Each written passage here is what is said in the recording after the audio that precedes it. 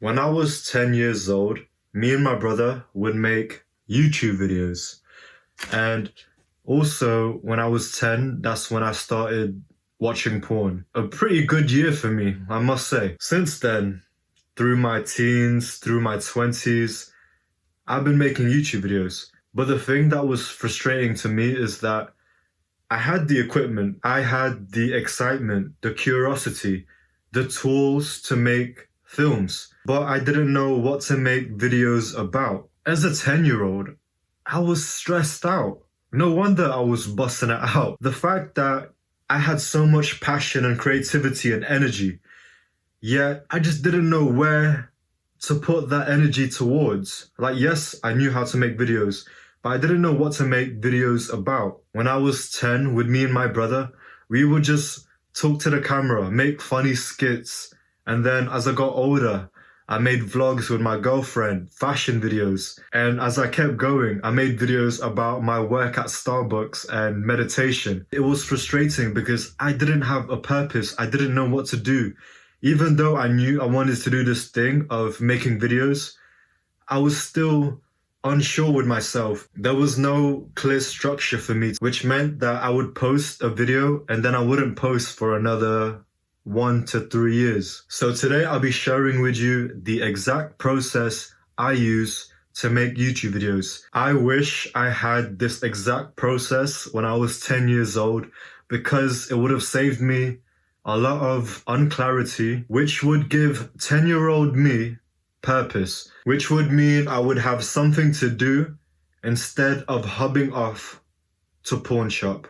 Let's zoom out to every step that it takes for me to get an idea from my head to an online video. Here is everything that consists of running this YouTube video. So here we have writing, recording, editing, uploading. This may seem simple, like of course to make a YouTube video I need to record, write and upload. But what's helped me with not knowing what to do and the overall unclarity of being creative is that I just didn't know where I was in the process. I didn't know what to do next, what step comes after. Because it's written down on paper and I could just look at it, that is less effort in my head that now I can use to actually be creative rather than using that energy to figure out what I need to do next. And the reason for all of this, to have a clarity in place, so it's less effort for you to get up and do your thing, whether that thing is YouTube or your own goals. You want to make it as easy as possible for you to do that thing. Take away the unneeded effort and the resistance for you to get up and do the thing. This has helped me so much because a lot of my problem was just not knowing what to do next. I want to give this clarity to my 10-year-old self because even right now, it's helping me so much. A 10-year-old can understand this. It's helping me today because each of these steps, writing, recording, editing, uploading, each of those steps could be a job itself. You could hire someone in that role. You could hire one person as a writer, another person to record, another person to edit. Each step is a different way of thinking. Your mood, your type of thinking is going to be different from when you're writing to your mood and your thinking to when you're recording. And then you're going to need a different set of skills when you're editing. That becomes complicated fast for a creative and it gets overwhelming. It's not just YouTube. With anything, you're going to be needed to wear different hats. A lot of my problem and a lot of where my doubts and overwhelm has stemmed from is simply realizing, what stage am I on? Which hat do I need to wear? Am I a writing hat? Am I editing hat right now? So now when I'm not quite sure where I am in my process, I can just look at a page. I can quickly see that, oh yeah, I've just recorded, so I need to edit. Or, oh yeah, I've just uploaded and I need to write some more videos. This clarity, it's so simple, but it's literally what's going to make you do the next thing faster by just knowing about it. Instead of writing, and then a week goes by, a month goes by, with you not doing anything. A lot of that time is just simply not knowing, Oh yeah, wait, which stage am I at? Oh yeah, what was the last thing I did? What's the next thing I need to do? It's just simply those little direction problems of, oh yeah, what's the next step? Like literally, what's the next step? What's the problem? What is it that I need to solve right now? So apart from stopping myself from fapping, the reason why I want to travel back in time and talk to my 10-year-old self is because I want to give him this process of making YouTube videos. And it's not just any process, but it's how to make YouTube videos forever. I'm going to type that out to show how important that is. How to make YouTube videos forever. I had all this creative energy, but I just didn't know how to put that into videos that had meaning. This would also mean that I would never run out of video ideas ever, like ever, because that was a big thing for me, not knowing what video to make. The overall structure of this is so simple that a 10-year-old can follow it through, but it could be so much more than just YouTube videos. All I have to do right now and as a 10-year-old is fill in the blank with the stuff that is happening in my life. Fill in the blank with my stories. And the first and most important part of this whole structure is this right here. Purpose. We're not just making any kind of YouTube videos. We're making videos that would help our younger self. You only know what you have been through. Why not just teach the stuff that you know? But then you tell me, oh, what does a 10-year-old know? A 10-year-old can still tell you stories of their life.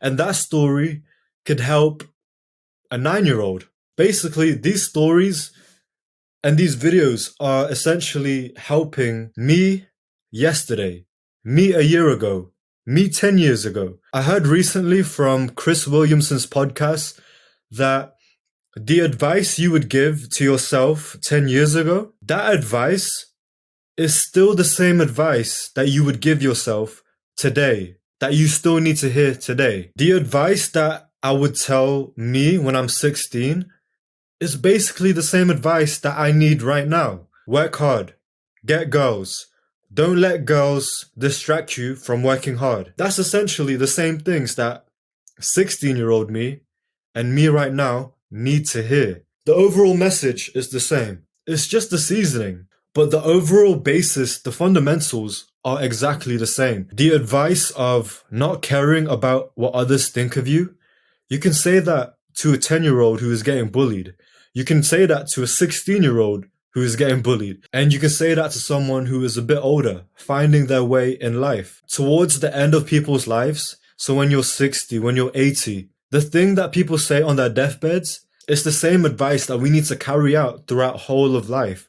When people are at the end of their lives, they wish that they stopped caring about what others thought sooner. At the end of your life. So you're always going to be needing reminders, the same fundamental advice. You just need to hear it again and again and again, but in a way that is relatable to your situation right now. Teaching stories that would benefit younger you, there are going to be other people that's going to relate to the struggles of you as a younger child. And there's always going to be things 10 years from now that I wish I had applied at this moment.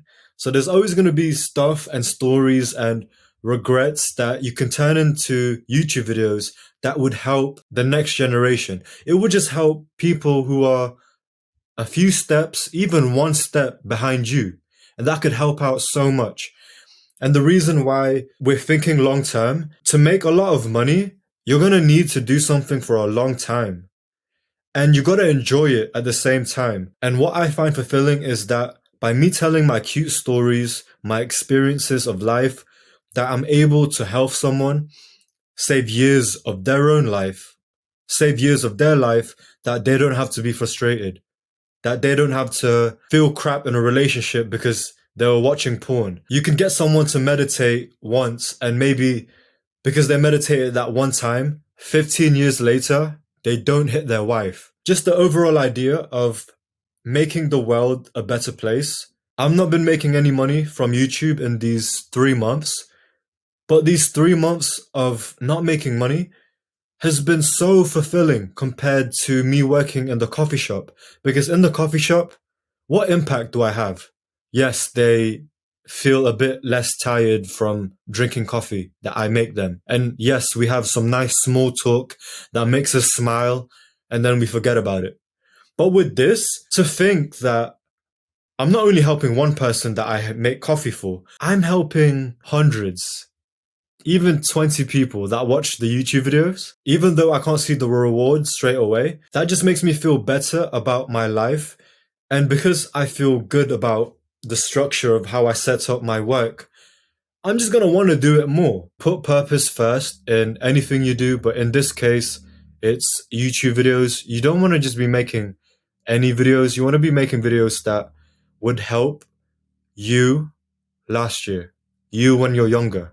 And to avoid the problem of running of things to talk about, just talk about the things that interest you, the things that happen to you in your life, because you're not an expert, but you have overcame difficulties that other people can benefit from. Again, we're thinking long term, so before you choose to do anything like getting into a job, just really ask yourself, is this what I want? If you want a traditional 9 to 5 job, are you ready to not have control of your time? Are you ready for the boss's boss to approve your holidays? And you're waiting for them to approve your holidays on the dates that you didn't even want to begin with. Just think about the things your parents complain to you about their jobs, the fact that their time is not actually their time, the fact that they'd rather be watching their kids grow up. This is not just YouTube videos. Before you even get onto YouTube, before you even start writing, what is the reason? What is your purpose behind doing it? This whole YouTube process could be simplified into these 3 sentences right here. These 3 bullet points right here is basically everything that there is to this whole process. So if you just want to see the process, here it is. See you later. I'm so grateful for Hamza. You probably know Hamza, but he's a successful YouTuber and he's got a paid community. And in that paid community, he's got so many courses, so many valuable courses. If you want to check it out, I highly recommend it because that's where this whole process came from. Search Hamza Adonis School. And the things we're going to be measuring to see if we're improving is not the things you're expecting. We're not going to be looking at subscribers, views, likes, or comments. We're not going to be looking at any of those. And that might sound a bit weird because it's YouTube and doesn't views mean the world? We're not just making YouTube videos. We got to take a step before that and realize what we're doing this for. Yes, we're helping people. Yes, we're trying to make money from doing that. So we don't need to look at the numbers. If we were focusing on views, then we would just be mindlessly posting clickbait content that is hyper edited before you even touch YouTube. Before that, and you decide that you want to help people in your way of telling your experiences, views is not actually a good indicator of that. The only thing we should be focused on is profit, the amount of money we're making, as well as flow. For me, that is how I feel good when I'm making a video and I tell my stories, when I'm writing my videos and I'm telling my stories, how good I feel. You can't really measure that, but that's what I'm focusing on. And then the thing I can measure is the money. The numbers that I'm only focusing on is the money I am making, not the YouTube views, likes, subscribers. Because if I just stayed focused on the views, like, and subscribers, like I have been, then I would get nowhere. I would just be giving myself mental health problems by comparing this week's video to last week's video, and that didn't get as much views as I liked. Maybe I should add in more editing and fancy graphics, which just extends and longs out the process. So let's just keep it simple and just focus on the money and how good we feel when we are working. So I've showed you the bird's eye view of the thing. Now let's zoom into the actual process. So here I made a 1-page document of every step, and this is how it looks. My entire process of making videos. So, number one is experience life. To have stories to talk about, I must get rejected by girls, have a breakup that really affects me, chase your goals, wherever it is, even if you don't have the goal yet, the journey and the things you have learned in pursuit of it, those are valuable. People can learn from the things that you are trying out, the things you're interested in. Experience those. You've been trying to build up your confidence. You've been trying to build up your physique. Share your journey. And if you've searched videos on how to make YouTube videos, they always tell you to pick a niche. Pick a niche down, do a very specific thing that people know you as. And I disagree with that advice, because that advice of picking a niche and being specific is to chase views, is to chase subscribers. But the thing we're chasing is wanting to do this for a long time. By pursuing your interests, not only are you able to do it for a long time because you're interested in it, but because you're doing the things you like, that means you're also able to help you in the past, you when you're 10, you a few years ago. With this key difference of actually not being specific, not niching down, of just pursuing the things you're interested anyways, that helps with our vision of wanting to do it for a long time, helping the people who were once in your position, which overall makes the world a better place. This might sound cringe to you that I'm telling you to save the world. This is bigger than you. If you want to make money, if you want to make YouTube videos and be successful, it's not about you. It's not about the money you make. It's got to be bigger than that. With the money you make from this, yes, you can help the people around you. You can retire your parents, your girlfriend. It's got to be bigger than that for you to get out of bed on the days you don't feel like it. So experience life. So for me, that is general self-improvement stuff, filmmaking, sales, and teaching. Just for you, fill in the blank. The next step is writing. So once I've experienced life and I get the idea in my head, like, okay, this idea, someone could benefit from it because that idea would help me 10 years ago, 5 years ago. Again, with the overall vision of making the world a better place, from you being able to do the thing for a long time. Before I even choose a video, I choose the title first. And not just any title. I steal titles from successful YouTubers who have a similar audience. Titles that are proven to work. And I don't just get inspired by them. If I see a YouTube video and it's done really well, and it's from a channel who has a similar audience to me, then I'm just going to copy and paste the title. I'm not going to make it cute. I'm not going to change it up a little bit.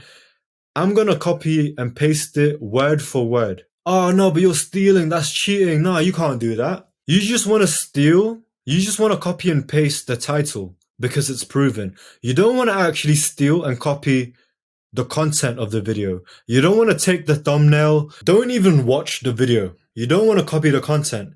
Now, is it toxic that I'm stealing titles?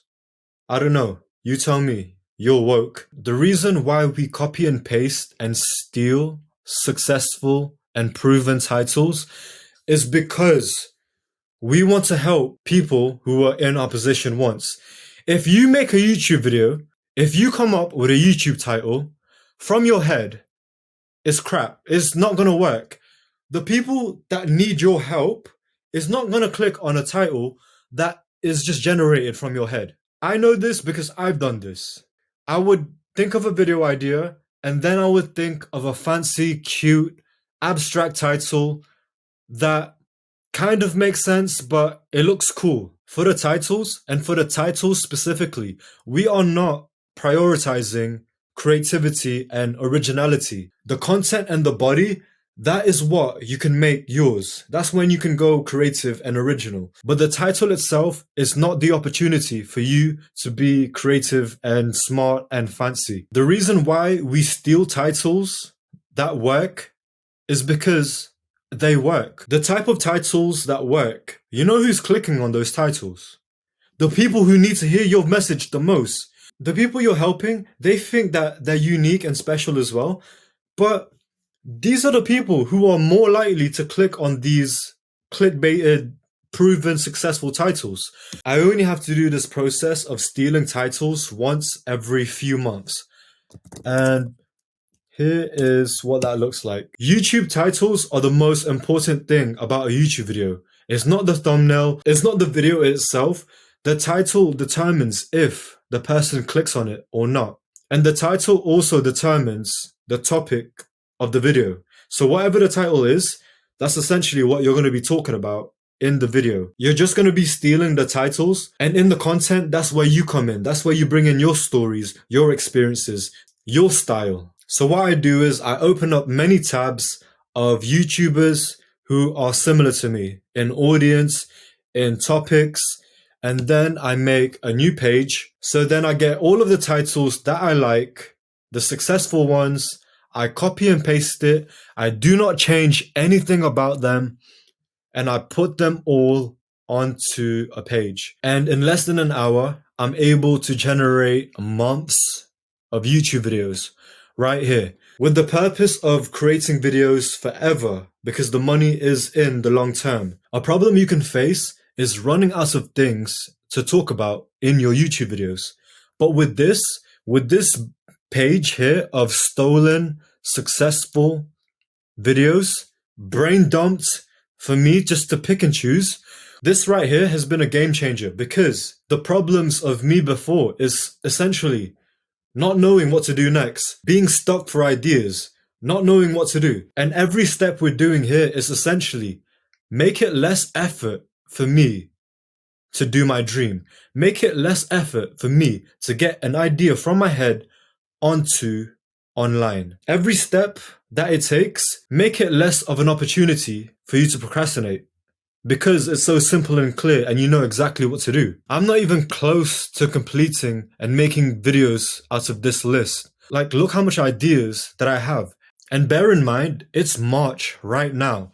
6 months ago, I did this. 6 months ago, it took me less than an hour to get all of these video titles 6 months ago. And I'm nowhere near completing this list of videos. And not only am I not running out of ideas, I'm not running out of ideas that are proven to work. So now that I've brain dumped proven titles, and now that I've got a list of successful videos with potential, of that list of video titles, that's when I hone in on 1 or 2 videos that I decide to work on and develop. But with me, I'm not working one video at a time.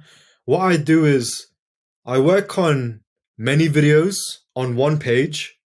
I'll just show you actually. So all of these are videos that I've written and now they're on YouTube. So it's all in one page. These are the videos that I've completed, which means that here now are the videos that I'm currently working on, including the video right now. So I'm kind of working big picture, and then I'm dialing down every step of the way. So from my list of stolen video titles, I choose the few that I work on. And at this stage, it may seem like a lot that I'm working on 6 videos at once. But when I'm at this stage, when I have 5 videos open, all I'm doing is I'm adding 2 bullet points into each of them. Only 2 bullet points. I'm adding a line here, a line here, a line there. And then when I hone in even more, when I'm only working on 1 video, that's when I treat it like an essay. But when I do get to that point of just focusing on 1 video, that script is basically already made, because I've been adding on bullet points to it over time. So I'm not just writing a video once that I started on that day. I'm starting a script that has had input, that has had bullet points of my ideas over weeks, over months. So when I start a video, I already have some momentum going for me. For example, this is the video I filmed earlier today. It's quite packed and full. This is basically a whole video script, and this is a full script. But let's look at a video that is not as refined yet. So with this one, that's the whole script. Right now, it's just a few bullet points.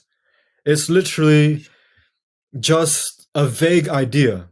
But because I'm constantly refining it bit by bit, I'm constantly adding a few bullet points here, a few bullet points there, few bullet points here. When I get to the point that I'm focusing on that one video only, when I get to the point where I'm only just focusing on this one video, I already have so much stuff to talk about. I already have this story where I ask a girl out when I have crutches, and then I can relate that to when I was a kid. And then I already thought about the purpose of the whole video and the solution to be yourself. And the thing is, this bullet point I made last month. This bullet point I made a couple of days ago. This bullet point I made 2 weeks ago.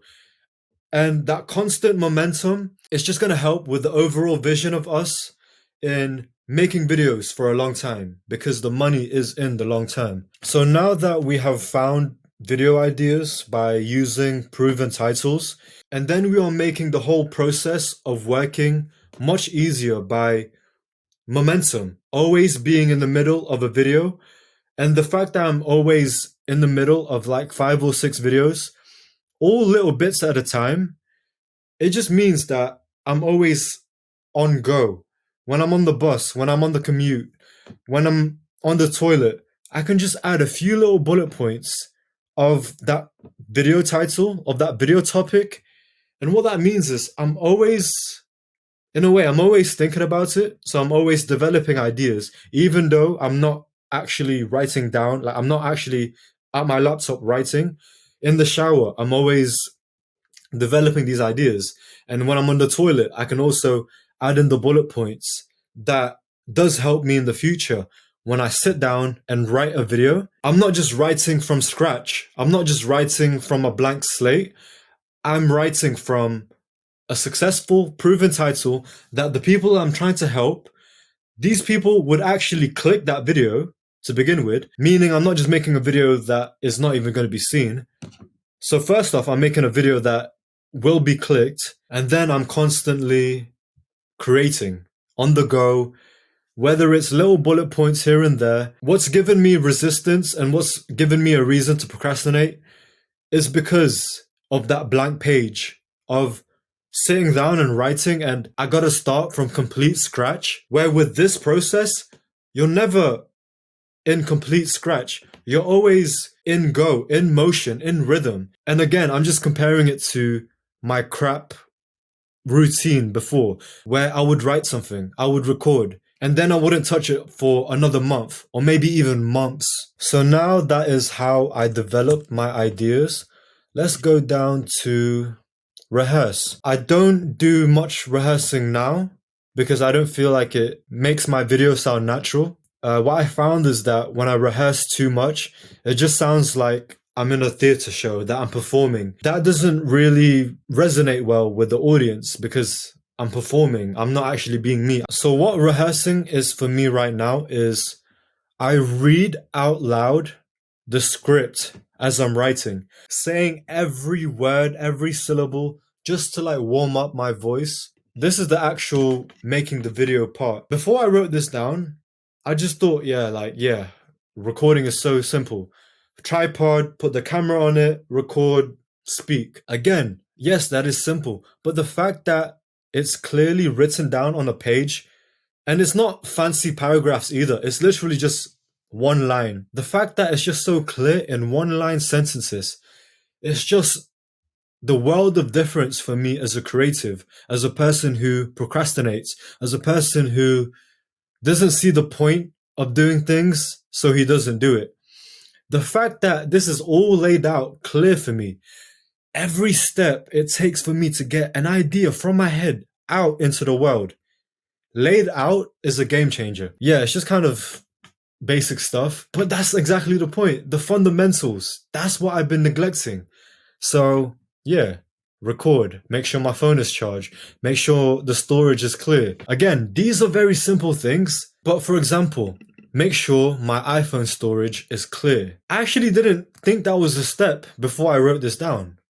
I didn't realize that, oh yeah, I need to have memory to record videos. So when I would record videos and my battery was not charged or I didn't have enough memory to record, what does that mean? That is more resistance, more reason for me not to do the work. So each line here, each line that we're pointing out is another line for you to do your work. Each line here makes it so it's not hard for you to do the thing you need to do. That is less doubts, less overthinking, which then you can use more for your creative work. iPhone on tripod, position tripod, open camera selfie. Because the details are on a piece of paper, it's not all crumbled in my head. Another benefit of it not being all in your head, you're more confident when you do your creative thing. You're just a lot more confident because, oh yeah, my storage is clear. Oh yeah, I did charge my phone. Imagine if you didn't have your battery charged, if your phone is low storage. When those things aren't taken care of, imagine you get up to record your video.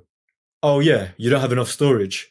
Even though it takes 5 minutes to clear your storage, that breaks momentum, but then that also tells you, that shows you that you are incapable. Even though if it's a tiny little mishap, even though it's just something so small as making sure your phone is charged before you record, the fact that it is so small and you missed it and you didn't do that small thing, that just shows you you're incapable. And you might not be saying that to yourself like, oh, I'm incapable.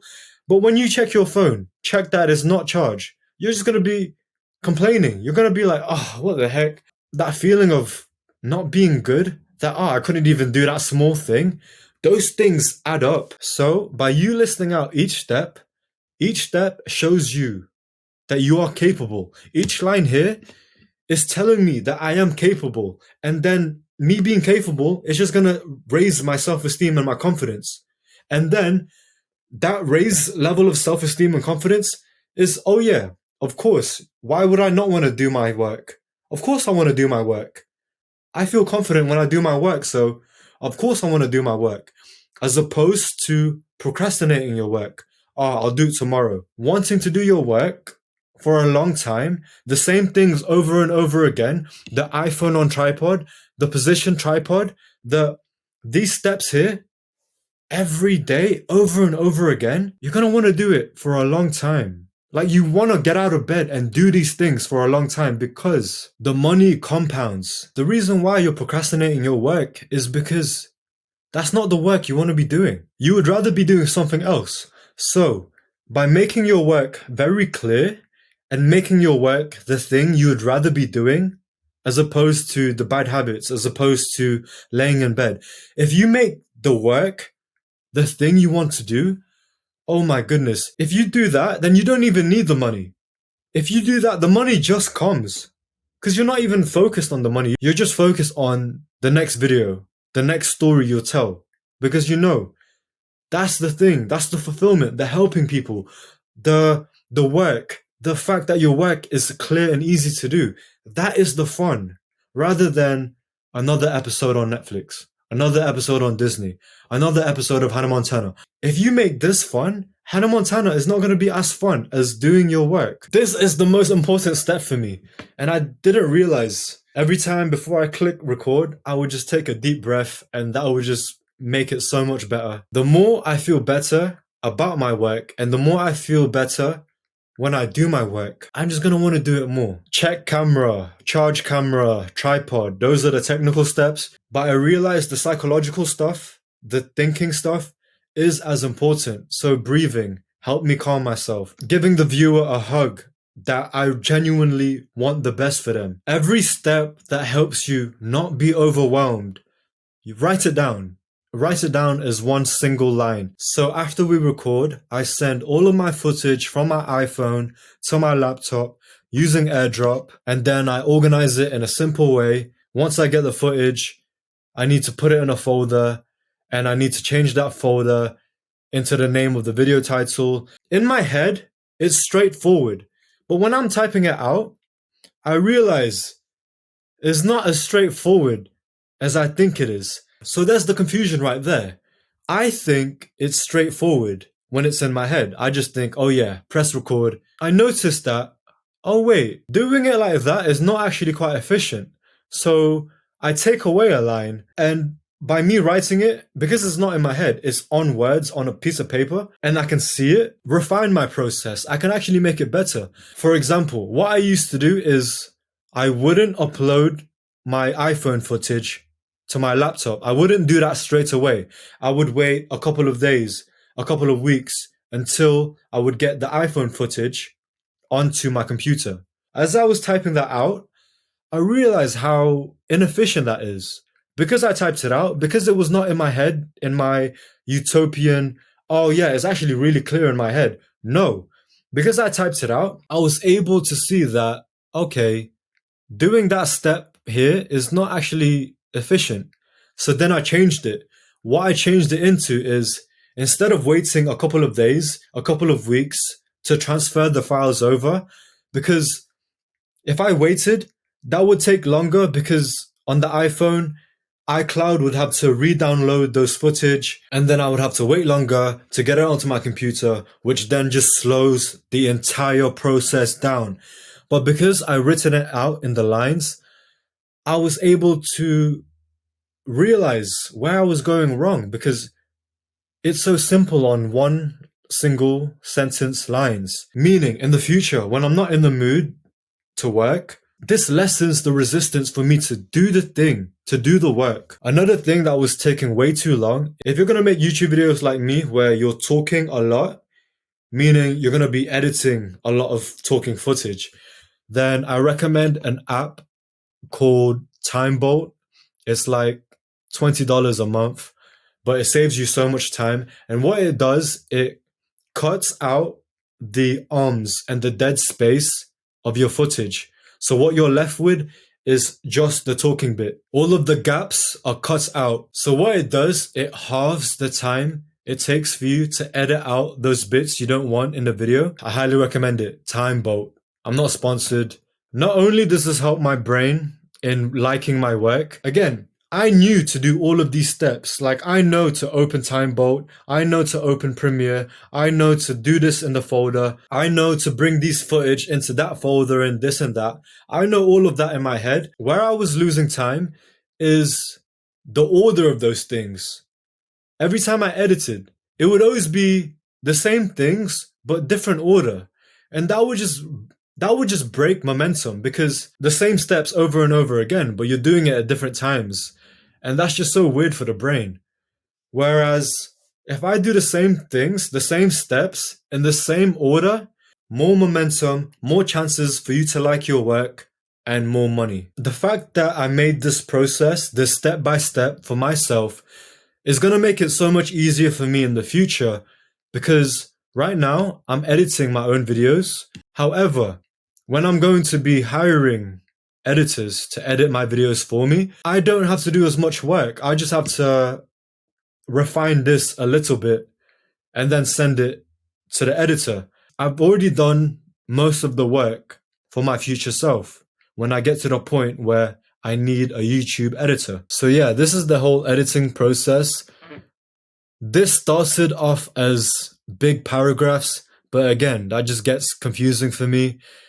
And I'm constantly refining this process to make it much more simpler. By me writing down this process, this has made me realize not only are the steps important, but the order of those steps as well. I use selfie as my thumbnails. I just want to simplify the process.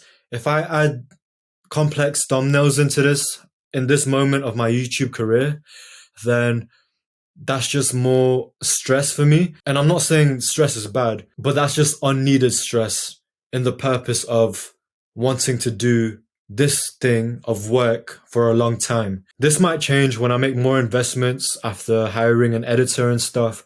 But for now, all I'm doing for my thumbnails is just a selfie. And then I upload the video. The goal of doing YouTube this way is not for likes, it's not for views, it's not for subscribers. The game of our YouTube videos is to do it for a long time by talking about yourself, your interests, your experiences, so that you can help the people with similar interests, similar childhood traumas, similar pains as to you. So on my YouTube videos, I don't have my comments available.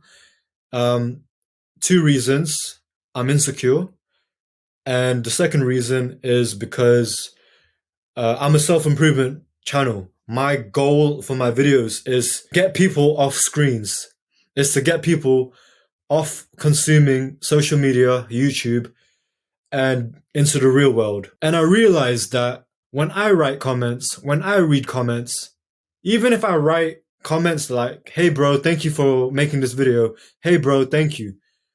When I write those comments, they're never the best moments in my life. And most comments are just hate anyways. So the comments are off for my viewers so they don't scroll. They focus on the video, the story, the thing that's going to help them get off their computer, their phones, and into the real world. This is me being a crap YouTuber because I'm a YouTuber who encourages people to get off YouTube. And again, the bigger picture is money and how good I feel about my work.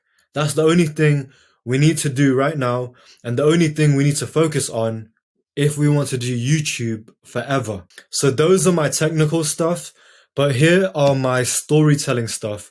You can pause and read, but essentially these are like my speaking skills. These are the step-by-step things or tips that help me improve my speaking. But the reason why I like YouTube and why I chose to do it is that it helps me with my communication in the outside world as well. Always say less than necessary. And then the next one is reveal. Be vulnerable, open up, tell your stories that would help people, but don't do it in a way where you're just saying crap. You're just saying things that aren't even relevant to the point of the video. Be concise. This one is an important one for me, is genuinely want the best for the viewer. Now, I'm very open with the fact that, yes, I am doing YouTube for money. I am doing the things that I'm passionate about for money. For money, yes. People might think that that goes against wanting the best for the viewer. People think that that goes against helping people.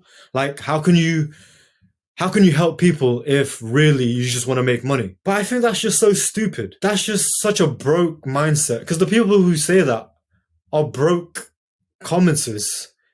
Comment down below if you agree. That doesn't matter. That the fact that you want to help people, but you also want to make money, they don't cancel each other out. I've experienced people where I'm very open with my wanting of money, like even in the real world. And I feel and I sense people looking down on me and having a judgment on me that, oh, why do you want to make money? Why do you want to make money? But we're literally in university. Are we not getting a degree so we have more qualifications to earn more?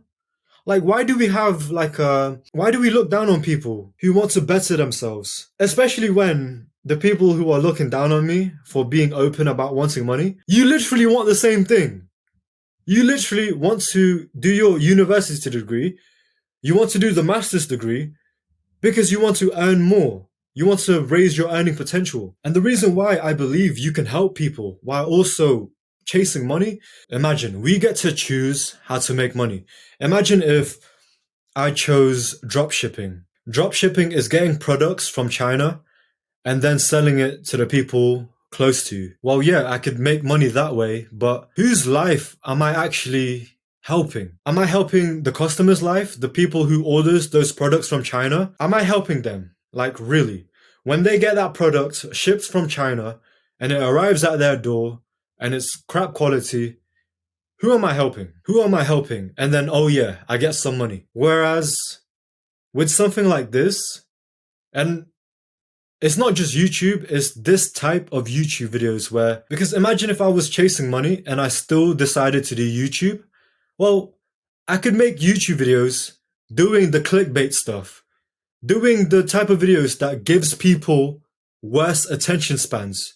Like, I could have chosen to do that. Imagine if I chose the clickbait style, hyper edited, crap attention span type of videos. Yes, I'll still be making money, but who am I helping?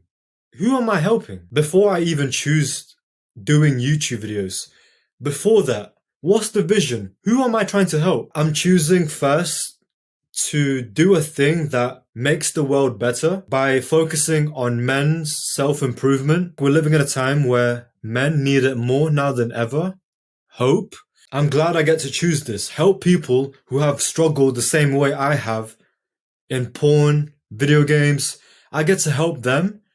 And oh yeah, I get to make money as well. So yeah, with my filmmaking, do it for younger me. With the stories, with the videos you help, you're trying to help younger you. But similarly, but not exactly the same, yes, I am targeting younger me and their struggles through my YouTube videos. I am also working hard, not giving up on my dreams for my younger self. That 10-year-old who would just do whatever he wanted. For that 10-year-old who had so much creativity and joy, but they didn't know where to put that. They didn't have anything meaningful to make. They had all the curiosity, but when it comes to actually knowing what it is that I'm doing it for, the purpose, the reason, the meaning behind it, I wish I can travel back in time and give them this process. Why I made it specific to only shoot on an iPhone is because last year I was doing freelance video, meaning I was making films for other people, and I had expensive cameras, and I also had cameras I could use from the university. But what that meant was more resistance, expensive cameras, and the fact that I had a choice of 3 cameras. That's not what's really going to resonate with the people who need my help. What's going to resonate is the words I use and say and the stories I tell. So by me taking away the 3 cameras, because every time I had to record, imagine I had the choice of, oh, maybe I can use this one. Oh, but then this one's like nicer colors. Oh, but then this one's easier to set up. Take that all away, use the iPhone, the clarity is there, and the choice is made. Meaning, the choice it took me to choose a camera, the energy now can be used to actually be creative and write. So here is more of the big picture tips that I use on myself. So earlier we had the more straightforward press record, record script, edit, upload. This is more of the psychological things. So if you just want to have a read, most of these are from Hamza. That's what I learned from Hamza's courses. These are good tactics I use in the videos, but also in the bigger picture, in the purpose, and the reason why I'm doing this. This one's been quite helpful. So I also list down, you know, the words that you just say as filler words, like the basically what I'm trying to say is essentially what it comes down to, like those kind of phrases that they're just fluff. They don't really add to the point. Whenever I realize that I say these things that I don't need, just by having a log and listing them all down, I'm just more aware. And every time I record, I just remember, oh yeah, that's a thing that doesn't actually help me with speaking, which doesn't help with the overall vision. And these are the good things I do when speaking. And I just remind myself that I need to do it more. Because imagine you're on the right path, but then because there's so many other things to learn, you forget the things that made you successful in the first place. And this is why it's important to remind yourself on the good things that you're doing right. So here is the entire process of how I make YouTube videos. This is basically going to be my process for a long time, slightly adjusted, but here it goes. If you're 10 years old right now, you're lucky. The process that I would give to my 10-year-old self. Love.